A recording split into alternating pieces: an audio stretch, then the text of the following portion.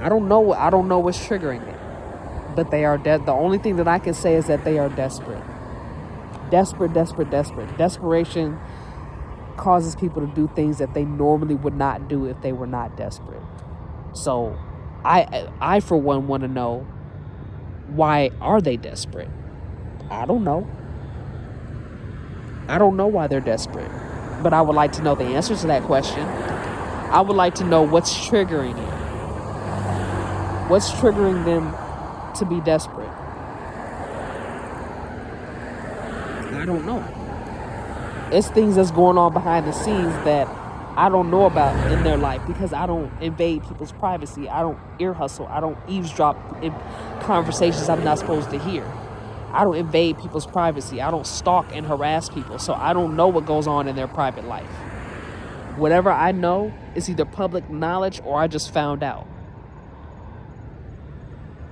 through critical thinking, or I just find out. You know, people just have a way of finding things out. And I found out. I ain't trying to be all up in nobody's business, because it's not going to do me any good to investigate all up in things that that they may not be ready for me to know. And that's just what it is. I prefer to mind my own business, and that's got to be far. I mean, doing research is one thing, but eavesdropping and ear hustling in somebody's privacy is another. And that's a line that I don't feel comfortable crossing. If I'm not being given that, if I'm not being given that divine guidance to invade somebody's privacy, I'm not gonna do that. Period. If it's a mission, that's one thing, but some things I may not be ready to know, and they may not be ready for certain people to know.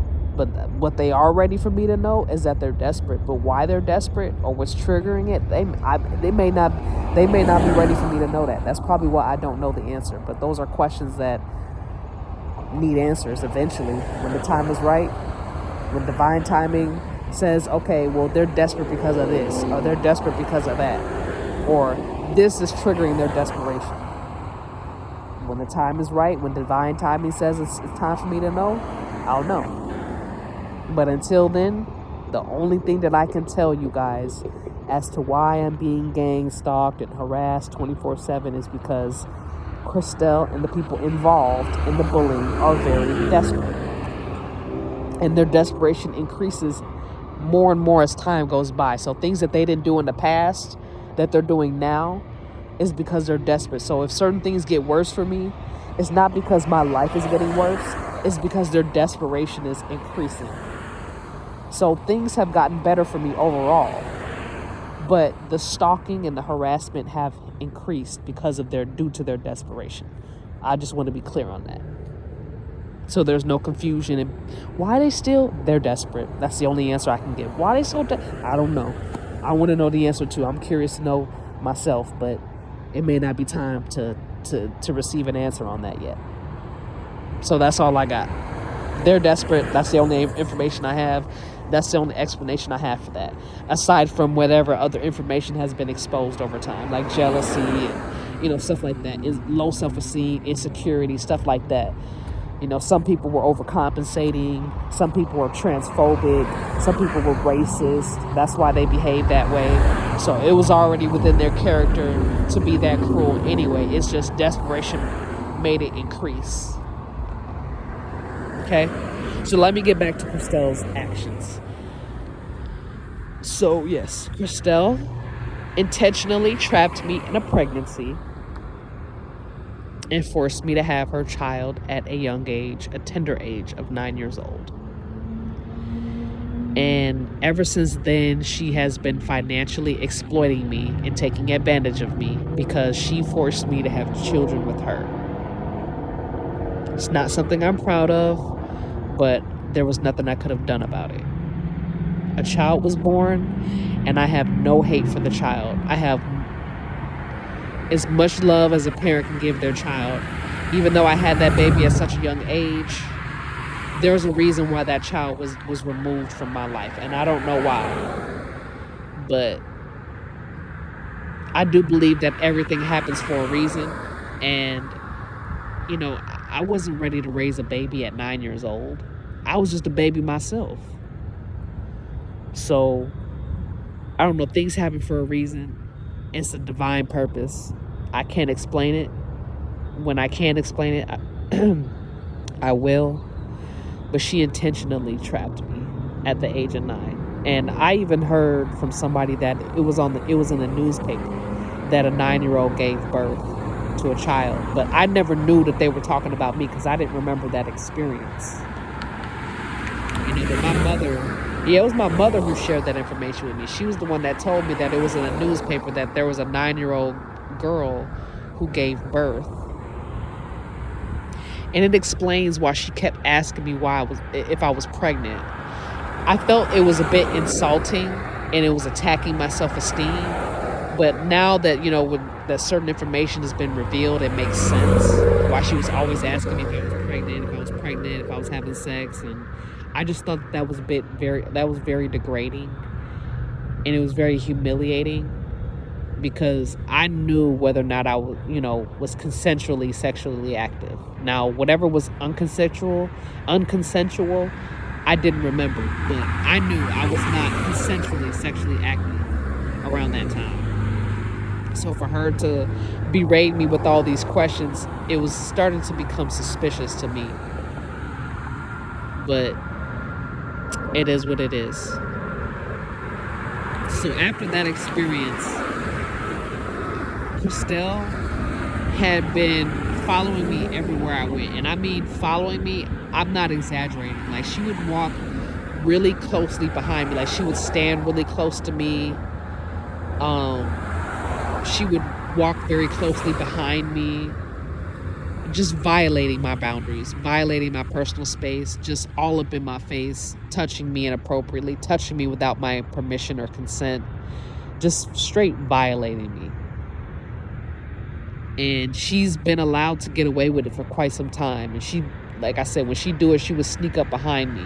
She would always sneak up behind me. She would always do that, like every day, all the time, all day, every day. She would always walk up behind me closely and sneak up on me. So there would be times where, she would, she chloroform me. Was date rape drugs. She would use date rape drugs and she would drug me. She'd sneak up behind me and get a napkin and she would use date rape drugs and drug me up. And sometimes she would attack me physically. She would hit me in the head. Sometimes she would knock me down, knock me out, kick me on the side, kick me in the stomach, punching me, hitting me, all this stuff. And she'd come up behind me, and a lot of times, like I said, I didn't hear her coming. I didn't see her coming. And she would just attack me, whether it was sexually or physical. She just kept attacking me over and over, 24/7, every day. She would just walk up behind me, either drug me or knock me out or beat me down. And she would do this every day, every single day. And then it got to a point where people started noticing that she was following me. She'd follow me home. She'd follow me to class. She'd follow me to the bathroom. And she would just follow me. And it got to the point where people started noticing and they started to warn me about her, that she was following me. Like I said, at the time when I was told about it, I took the precautions and I kept my distance from her. But for some odd reason, I kept forgetting. I think it was due to all the excuse me, sorry. I think it was due to all the date rape drugs. I think it started to have like a negative impact on my cognitive dissonance, because it would just be moments where I would black out, where I would forget something entirely. Like she would just, like when she would attack me, she would hit my head so many times. Like she would attack, most of the times when she attacked me, she would either knock me out or she would hit my head multiple times. There was an instance where she stabbed me, and it was real bad. Like I lost a lot of blood because she stabbed me. Like I said, it was like she would cause incidences where they were so traumatic, where it was either blunt force trauma or it was a serious bodily injury, and I would just forget. I would just completely forget like what happened or the fact that she even attacked me. It would just be lapses in memory and judgment because I didn't remember like what happened or what she did, and nobody told. It was like some people told me, but most of the people that were our peers were her friend group, and they were bullying me and they were pretending to like me. So it was that situation where why would they tell me what was going on if I didn't remember, because it was beneficial for them. So the people that told me what was going on were people who were supporting me, and they were warning me about her. And I trust me, I listened. When I remembered, I'd listen to what they said, but there would be times where I would forget. And the only thing that I remember was when we were friends, because we were friends before. Well, I thought she was my friend before all this, before the sexual assault, before all of that. I thought she was my friend. So there would be times where, like I said, she would cause great bodily damage, and I would forget what she did, and my memories would go all the way back to when we were friends, and that would be the thing that I would remember, and that cycle would just repeat over and over and over again, from me being friends with her, and then she attacks me, or she follows me, somebody warns me about her, then I distance myself from her and I avoid her, and then she sneaks up on me and attacks me, and then I forget again that people warned me, and then I forget that she attacked me, and then she and I are back to being friends. It was very strategic. So it's very strange to explain it, but because, like I said, every time that she assaulted me or attacked me, I would forget the experience, and the only thing that I could remember was back to when she and I were friends. It gave her that advantage, and it gave her that access to me. And like I said, when people started to notice, that's when people tried to separate me from her.